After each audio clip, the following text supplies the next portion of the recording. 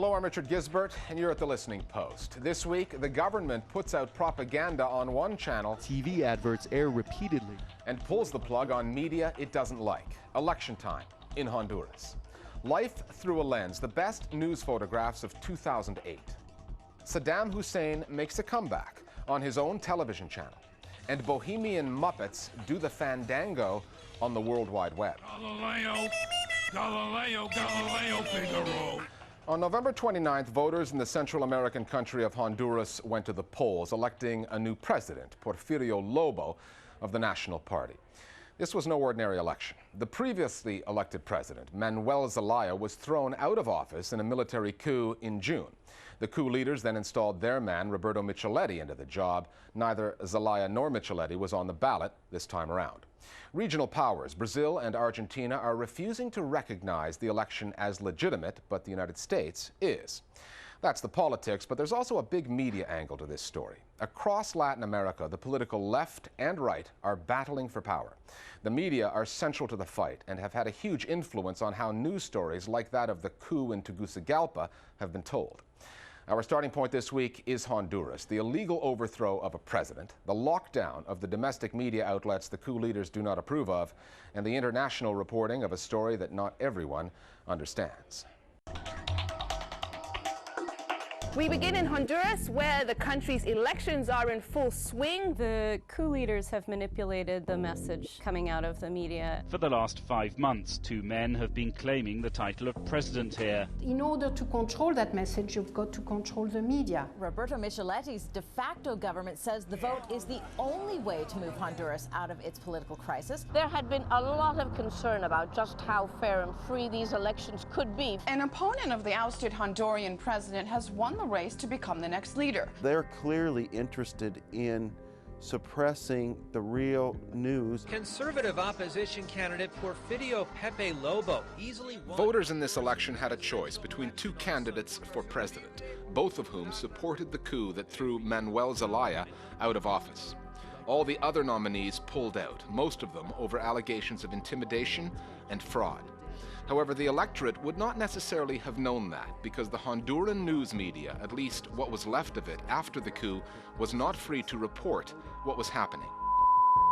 There's absolutely a media war being carried out by the Honduran oligarchy. Domestically, they're using straight-up state terror techniques to suppress the media. There have been several cases of journalists being arrested, illegally detained, then released, but that creates an atmosphere of fear among the journalists and a great deal of self-censorship. They have silenced the national media, they have repressed internal journalists, they have abused power, and they have used every method at their disposal to prohibit all channels of communication. The remainder of the media stations in Honduras are owned by the coup leaders themselves. They've used these media outlets as pure propaganda. France's English-language news channel, France 24, recently documented the tale of two media outlets, state-funded television Anarquía, criminalidad y brutalidad en un gobierno déspota que pregonó Manuel Zelaya Rosal. and a channel that opposed the coup. And here's what you might see if you switch on channel 36. A blank screen has replaced the pro-Zelaya channel since September 28th, when soldiers raided the channel at dawn. And the state-funded channel runs ads promising that the government will protect the Honduran people. Hoy la población puede estar segura y tranquila. La Policía Nacional y el Ejército están para protegernos. Han dosificado la información. They have manufactured the information that the world receives and restricted the flow of information that feeds international channels. They have invented facts, and they've used television channels that are sympathetic to their cause to air them. TV adverts air repeatedly, exhorting Hondurans to go to the polls for the good of peace and democracy. They're acutely aware of how important it is to control the message, and they have worked extremely hard to, attack and threaten any of the media people there who try to make the rest of the world aware of what's happening. International media watch groups like Reporters Without Borders and the Committee to Protect Journalists condemned the way coup leaders and the political leaders they installed treated the Honduran media. Following the closure of stations Canal 36 and Radio Globo, the CPJ said Honduran citizens have the right to be fully informed about what's going on in the country at this very sensitive moment. We urge the interim government to respect journalists' right to report the news freely. The two primary stations that remained after they had shut down all of the other opposition media stations were accused of media terrorism. They're back on again now, but under great threat to the journalists themselves. The forces associated with the ousted president have not been able to either campaign or to express themselves. The curtailing of freedom of expression has been also about political expression, in addition to freedom of the media. Honduran citizens have been getting involved in the media side of the story as well, turning out at radio stations like this one to show their support. However, there is a flip side to that, and Al Jazeera's Lucia Newman has experienced it. We were having an interview. We had a guest, a live guest, and we were broadcasting from the center where the elections were being tallied at a downtown hotel. And when some of those people who supported the coup heard what she was saying, the woman was mobbed. They surrounded her, screamed at her, and it became really, really scary at one point. We had a difficult time getting her out of the hotel. Chavez is inciting violence. Among the storylines the international news media have been sending out of Honduras is the idea that Manuel Zelaya is ideologically joined at the hip with that other Latin American leader, Hugo Chavez of Venezuela. That angle has found a particularly receptive audience in the U.S. This guy is acting extra-constitutionally. Yes, he was elected, but Hitler was as well, and Chavez also was. The media has refused to cover really what's happening, and again, they just paint this picture of we need to protect ourselves from Hugo Chavez. Zelaya is a radical who declared himself a socialist in 2007 and has been destroying his country's prospects for growth. Hugo Chavez is one of his closest political allies and his role model.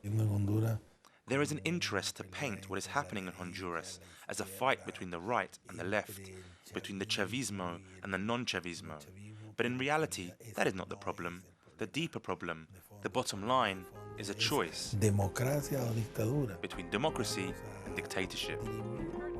They have a saying in Honduras: when the media shut up, when the media fail to or are not free to speak up, the walls will shout.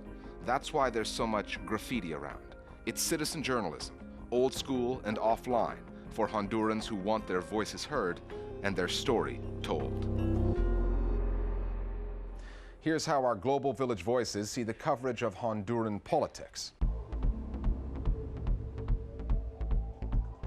The international media coverage of the crisis in Honduras, in my opinion, has missed the main point. And that is that there was a coup in Honduras. Democratically elected President Manuel Zelaya was removed by military personnel and taken away from the country. Most of the media coverage has tried to provide a justification for that, saying that Zelaya brought it onto himself, that he wanted to be a president for life, and a whole number of things like this, in order to try to cover up the fact, very basic fact, that there was a coup in Honduras. The media has been very biased, either for or against Manuel Zelaya. They've been very polarized. And also they are very politicized. They're trying to get people to believe their side of the issue, and only their side of the issue. I think the media needs to give us the truth, and not what we want to hear as consumers, or what you think we want to hear, or what the editors want us to believe. No, this is not acceptable for journalists. We've now got more than 3,500 viewers following us on Facebook and Twitter. They check in to find out what stories we're working on in case they want to weigh in as one of our Global Village Voices. You can do the same, or you can just get in touch with us via email. We're waiting to hear from you at listeningpost@aljazeera.net.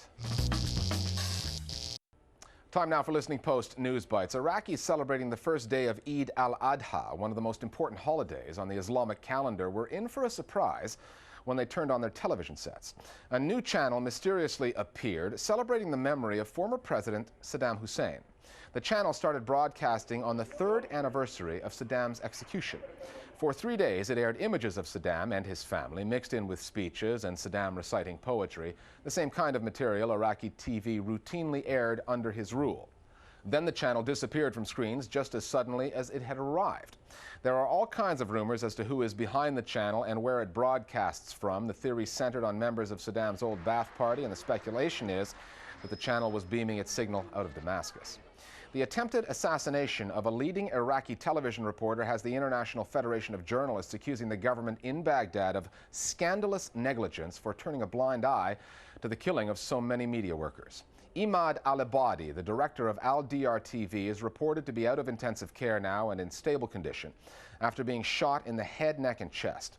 Al-Abadi is a prominent critic of the American occupation of Iraq, the security apparatus there, and he has exposed what his channel called financial corruption in the office of President Nouri al-Maliki. More than a year after being kidnapped and after having a hefty ransom paid on their behalf, 2 journalists have been freed in Somalia. Canadian reporter Amanda Lindau and Australian photographer Nigel Brennan were abducted in August 2008 and held for 15 months before being released and flown out of the country to Kenya. According to a report in Agence France Presse, one of the kidnappers claimed that $1 million in ransom had been paid. News reports out of Canada said that Lindau's family had remortgaged its home to raise some of the money. Now reports suggest their release could have cost their families up to $700,000. And hired a private security firm to handle the negotiations. Initially, most media outlets agreed not to publicize the story of the kidnapping. That changed when, according to Lindau, she was forced by her captors to phone news organizations in order to convince the Canadian government to pay the ransom. Another sign, as if we needed one, of troubled times in the U.S. newspaper industry. The Washington Post, one of America's most influential papers, the publication that broke the Watergate story and brought down a president, is shutting down all of its U.S. bureaus outside the D.C. area.